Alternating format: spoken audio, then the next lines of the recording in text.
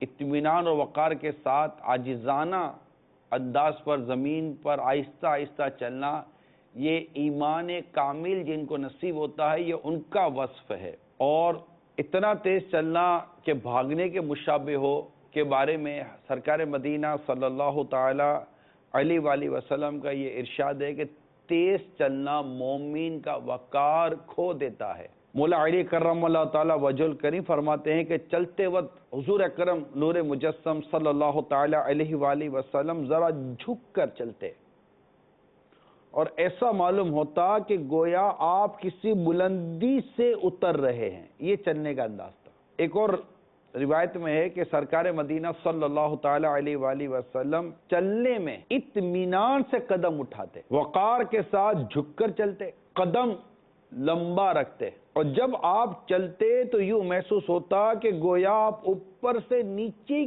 اتر رہے ہیں۔ یہ ادائے مصطفیٰ ہے صلی اللہ تعالی علیہ وآلہ وسلم۔ سنت اور آداب اگر ہم چلنے کے حوالے سے سمجھنا چاہتے ہیں تو 7 سنت اور آداب اس وقت میں بیان کرتا ہوں آپ کو۔ نمبر 1، جوتا پہن کر چلیں۔ نمبر 2، کوشش کر کے راستے کے کنارے چلیں، درمیان میں نہ چلیں۔ نمبر 3، درمیانی چال چلیں، نہ اتنا تیز کہ لوگوں کی نظریں اٹھیں اور نہ اتنا آہستہ کہ آپ مریض معلوم ہوں۔